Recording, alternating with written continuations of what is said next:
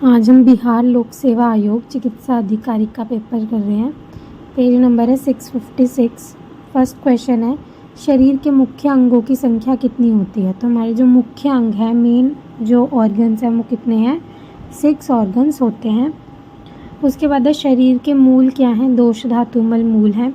शुद्ध शुक्र का लक्षण क्या है, स्फटिकाभ। शुद्ध शुक्र का लक्षण क्या है, स्फटिकाभ। यहीं पर लिख लेंगे। ओज का जो है वो क्या होता है, कलर कैसा होता है, लाजागंधी, सर्पी वर्ण या फिर मधुवर्ण। ठीक है। उसके बाद है आर्तव जो है पर्याय है अंतः पुष्प का। शरीर में रस धातु का प्रमाण कितना है, रस धातु जो है वो कितना होती है, 9 अंजलि होती है। ठीक है।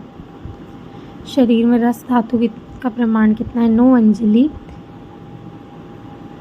इसको ऐसे याद रखेंगे, रस धातु को 9 अंजलि मतलब 9 मतलब हम नहीं गिन सकते। ठीक है। अंजलि को बोलना 9 अंजलि। ठीक है। उसके बाद अस्थि वह स्त्रोतों का मूल है मेद व जघ्न। अस्थि वह स्त्रोतस का क्या है, अस्थि के ऊपर क्या लिख लिया, मेद और जघ्न। तो जंघा पे ही सबसे ज़्यादा मेद होता है, तो ऐसे याद रखेंगे। और वहीं की जो अस्थि है वो सबसे बड़ी होती है, फीमर बोन, तो इसको हम ऐसे याद रखेंगे। सुश्रुत अनुसार अस्थि संधि के मुख्य प्रकार हैं। अस्थि और संधि के मुख्य प्रकार सुश्रुत के अनुसार कितने हैं, 8। ठीक है। अस्थि और संधि सुश्रुत के अनुसार कितनी है, 8 प्रकार की है। इसके बाद चरक के अनुसार स्त्रोतस की संख्या है 13 और सुश्रुत के अनुसार कितनी है, 11। इसके बाद आयुर्वेद अनुसार धमनी का लक्षण क्या है, धमनी का लक्षण है धमनात् धमन्यः, धमन करना ही धमनी का लक्षण है। इसके बाद किस संहिता में स्त्रोतसामेव समुदाय पुरुष बताया गया है, तो किस में बताया गया है, चरक संहिता में। रिवाइज करते हैं। शरीर के मुख्य अंगों की संख्या कितनी होती है, 6। इसके बाद है शरीर के मूल क्या है, दोष धातु मल। शुद्ध शुक्र का लक्षण है स्फटिकाभ। आर्तव का पर्याय है अंतः पुष्प। शरीर में रस धातु का प्रमाण है 9 अंजलि। अस्थि व स्त्रोतों का मूल है मेद और जघ्न। सुश्रुत अनुसार अस्थि संधि के मुख्य प्रकार हैं 8। चरक अनुसार स्त्रोतस है हमारे 13। आयुर्वेद अनुसार धमनी का लक्षण है धमनात् धमन्यः। किस संहिता में स्त्रोतसमेव समुदाय पुरुष बताया गया है, तो चरक संहिता में बताया गया है। आगे देखते हैं। सुश्रुत अनुसार कोष्ठांग संख्या है, कोष्ठ में अंग होते हैं उनकी संख्या कितनी है, 8। और हमारी अस्थि और संधि भी सुश्रुत के अनुसार क्या थी, 8। अस्थि, संधि और कोष्ठांग, 3 जो चीज़ें हैं वो सब कुछ इसमें 8 ही बताइए सुश्रुत ने। उसके बाद है पौरुष ग्रंथि का स्थान किस अवयव के पास है। पौरुष ग्रंथि मतलब हमारा प्रोस्टेट ग्लैंड जो होता है वो कहाँ होता है, बस्ती के पास, मतलब हमारे यूरिनरी ब्लैडर के पास। हृदय की रचना किस प्रकार की है, हृदय की रचना कैसी है, चतुष्कोणीय रचना है। हृदय में कितने कपाट मतलब वॉल्व होते हैं, तो 4 वॉल्व होते हैं। वाम नील्य से रक्त किस ओर गति करता है, दक्षिण आलिंद की ओर। ठीक है। उसके बाद है कला संख्या कितनी है, कला होती है हमारी 7। कला हमारा क्या देती है, 7 देती है, तो इसीलिए कला है 7। और 8 क्या क्या था, अस्थि, संधि और कोष्ठांग सुश्रुत के अनुसार। उसके बाद है गृहिणी कला क्या है, षष्ठी पित्तधरा कला। उसके बाद है त्वक उत्पत्ति होती है, त्वचा की उत्पत्ति किससे होती है, मांस से। सुश्रुत के अनुसार त्वचा के भेद कितने हैं, 7। और किसके भेद थे, 7, कला के भी 7 थे। उसके बाद है क्रेनियल नर्व्स कितनी होती हैं, 12 जोड़ी होती हैं। रिवाइज करते हैं। सुश्रुत अनुसार कोष्ठांग 8। पौरुष ग्रंथि का स्थान किस अवयव के पास है, तो बस्ती। हृदय की रचना किस प्रकार की है, चतुष्कोणीय। हृदय में कितने कपाट होते हैं, तो 4। वाम नील्य से रक्त किस ओर गति करता है, दक्षिण आलिंद की ओर। उसके बाद है हमारा कला की संख्या कितनी है, 7। गृहिणी कला क्या है, षष्ठी पित्तधरा कला। त्वक उत्पत्ति होती है मांस से। सुश्रुत अनुसार त्वक के भेद हैं 7। क्रेनियल नर्व्स है हमारी 12 जोड़ी। उसके बाद देखते हैं प्राचीन उक्त नाड़ियों में समाविष्ट है सरस्वती, ईड़ा और पिंगला। उसके बाद है प्राचीन तंत्र शरीर में वर्णित है षटचक्र। 3 मुख्य मर्म कौन से हैं, शिर, हृदय और बस्ती हैं। ठीक है। उसके बाद है स्त्री व पुरुषों में अधोलिखित कर्मेंद्रिया कौन सी है, कर्मेंद्रिय इनमें से कौन सी होती है, गुद होती है। इस अस्थि में परशुकाएँ जुड़ी होती हैं, उरह फलक में परशुकाएँ जुड़ी होती हैं। चिकित्सा में महत्व है षड्धातुज पुरुष का। किस दोष में रजोगुण बाहुल्य होता है, तो वात में रज होता है। ठीक है। रज किस में होता है? वात में। ठीक है। पार्थिवाधिक्य किस दोष में होता है? तो कफ में पार्थिवाधिक्य होता है। दोषज प्रकृति कितनी होती है? 7 होती है। और 7 क्या थी हमारी? कला भी थी और त्वचा भी थी, और दोषज प्रकृति भी 7 होती हैं। किस प्रकृति के लोग अति बलवान होते हैं? तो कफज प्रकृति के लोग अति बलवान होते हैं। किस प्रकृति के लोगों में मेधा शक्ति अधिक होती है? तो पित्तज प्रकृति के व्यक्तियों में मेधा शक्ति ज़्यादा होती है। दोष प्रकोप अवस्था में रहते हैं अपने स्थान से अलग। रिवाइज करते हैं। प्राचीन उक्त नाड़ियों में समाविष्ट है सरस्वती, ईड़ा और पिंगला। प्राचीन तंत्र शरीर में वर्णित है षट चक्र। 3 मुख्य मर्म कौन से हैं? शिर, हृदय और बस्ती। स्त्री व पुरुषों में अधोलिखित कर्म इंद्रिय होती है गुद। इस अस्थि में परशुकाएँ जुड़ी होती हैं, कौन सी में? उरह फलक में। चिकित्सा में महत्व है षड्धातुज पुरुष का। किस रोग में रजोगुण बाहुल्य होता है? वात में रजोगुण बाहुल्य होता है। पार्थिवाधिक्य किस दोष में होता है? कफ दोष में।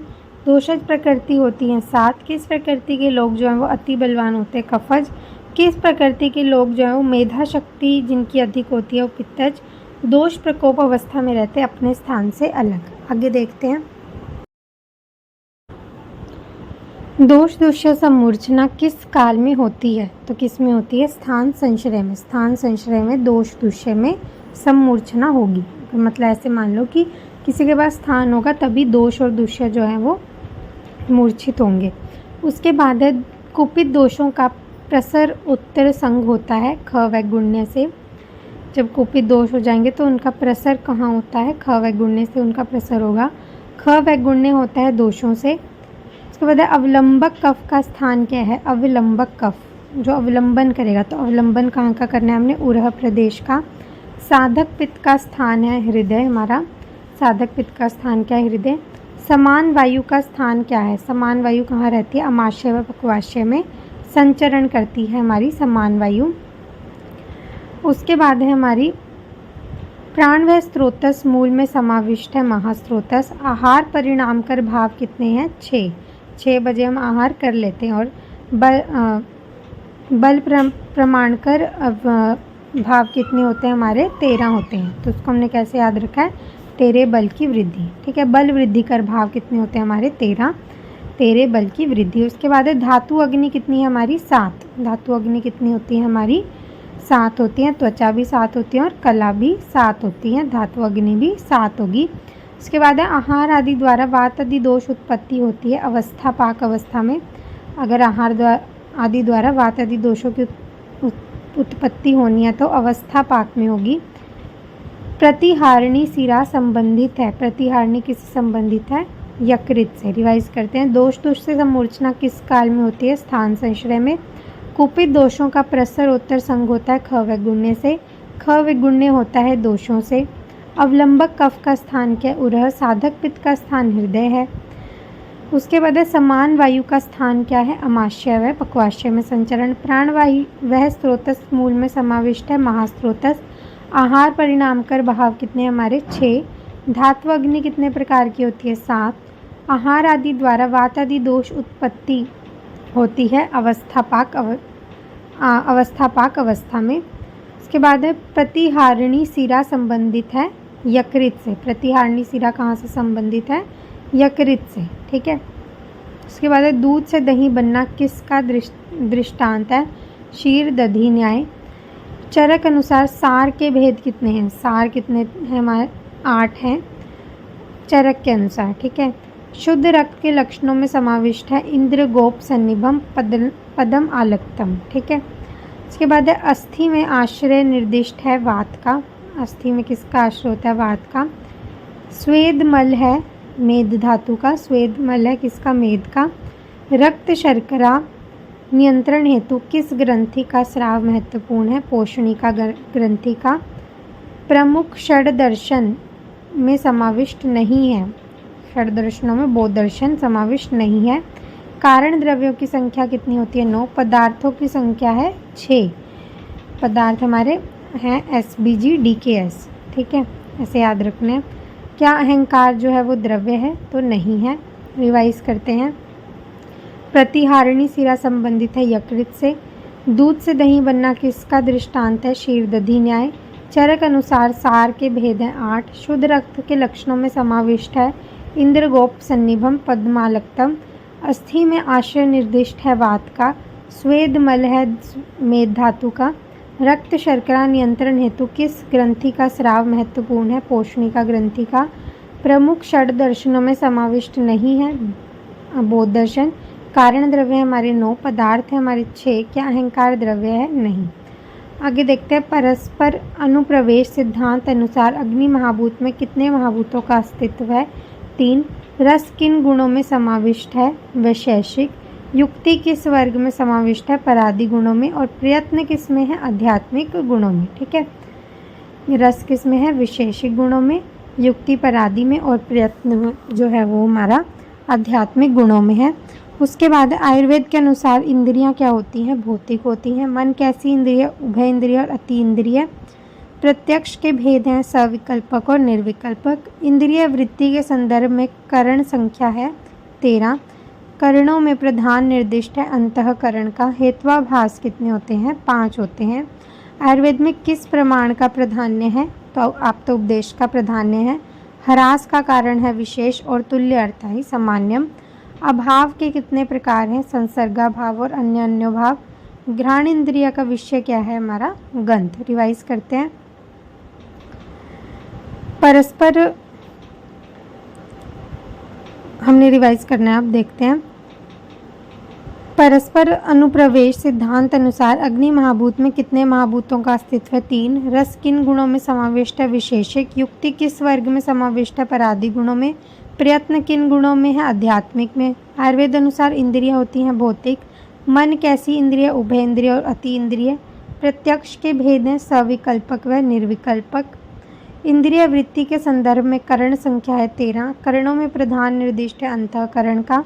हेत्वाभास के प्रकार हैं 5। आयुर्वेद में किस प्रमाण का प्राधान्य है? आप्तोपदेश का। ह्रास का कारण है विशेष, तुल्य अर्थ है सामान्यम। अभाव के कितने प्रकार है? 2। संसर्गाभाव और अन्योन्य भाव। घ्राण इंद्रिय का विषय क्या है? गंध। आगे देखते हैं, प्रमाणवाद में किसका विवरण है? सत्य और असत का।